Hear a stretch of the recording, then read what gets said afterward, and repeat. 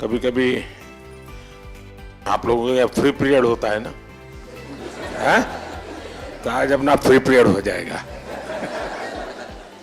Syllabus के बाहर ही करेंगे। सबसे पहले तो आप सबका स्वागत है, क्योंकि हमारे यहाँ कहा जाता है कि जब अतिथि आपके घर आते हैं और अतिथि की चरण रज जब आपके घर में पड़ती है तो ईश्वर का रूप होती है। तो आप मेरे यहाँ मेहमान हैं और आपकी चरण रज आज मेरे घर में आई है, तो मैं बहुत भाग्यशाली हूँ। तो उससे इसलिए आप सबका यहाँ आने के लिए बहुत बहुत धन्यवाद।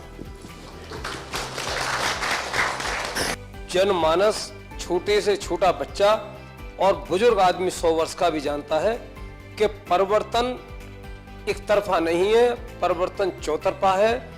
और देश अब चल नहीं रहा है, देश दौड़ नहीं रहा है, देश उड़ रहा है। पर्यावरण संरक्षण और संवर्धन का भारतीय संस्कृति में बहुत ही जड़ें मजबूत हैं।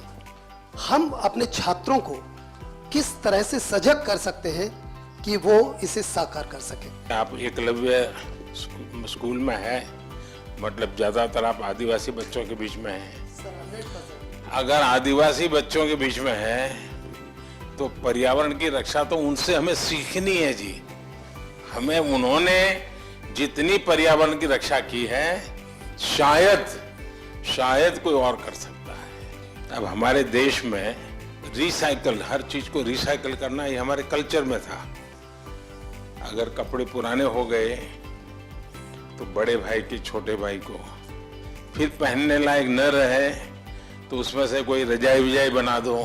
आज कल्चर क्या आया है? Use and throw. प्लास्टिक थैली बाजार से माल ले आओ और फिर फेंको। तो हमने हर लोगों को समझाना है कि भाई अपने जीवन को कैसे बदले। सर, हमने अपने स्कूल में कोविड के समय में डिफरेंट लैंग्वेजेस पर डॉक्यूमेंट्रीज बनवाई सर घर में, मलयालम, पंजाबी, संस्कृत और हिंदी पर।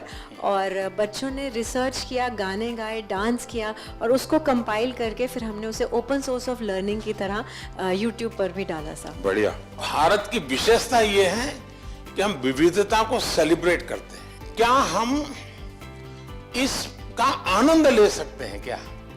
अगर मान लीजिए आप तय करें कि चलो भाई 2024 हम केरल ईयर मनाएंगे स्कूल में, तो 24 में जितने कार्यक्रम होंगे, अच्छा दिवाली है तो अच्छा चलो भाई केरल में कैसे दिवाली करते हैं, एक अपनी दिवाली, एक केरल वाली दिवाली। मकर संक्रांति है तो एक अपने वाली, एक उनकी। नया साल है तो हमारा और उनका। तो स्कूल के बच्चों को केरल में साल भर क्या क्या होता है वो सीखने को मिलेगा।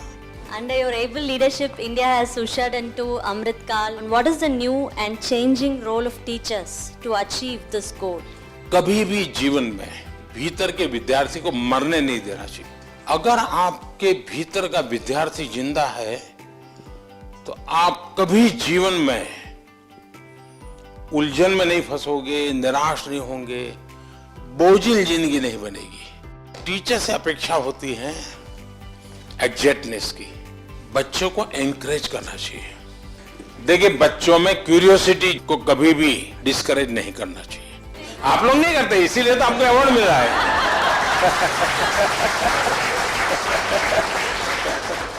आपकी तरफ जब मैं देखता हूँ, आप देश, इतने महान देश के सारे काम इतनी आसानी से कर रहे हैं।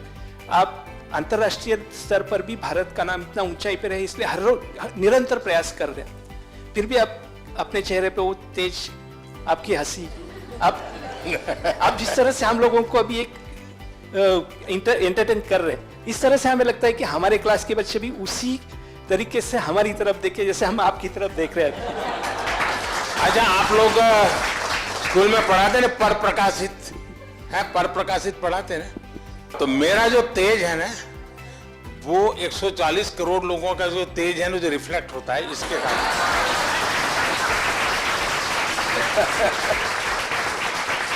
तो ये पर प्रकाशित है। आप ये मान के चलिए, जो ये कभी आपको ये कहता है कि आज मेरे पास टाइम नहीं है, तो मान के चलिए वो झूठ बोलता है, वो झूठ बोलता है।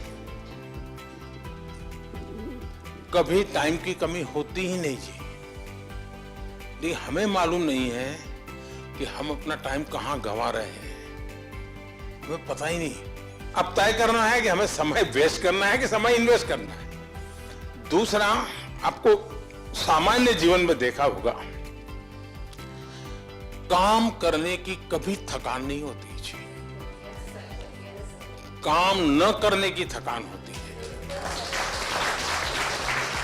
मैं मन से मानता हूं टीचर देश के लिए सर्वाधिक देश को बनाने में योगदान देने वाला ऐसा काम आपके पास है। आप देश बदल सकते हैं, जीवन बदल सकते हैं, आप सदी बदल सकते हैं। ये सामर्थ्य आपके अंदर होता है। परमात्मा आपको शक्ति दे। बहुत बहुत धन्यवाद।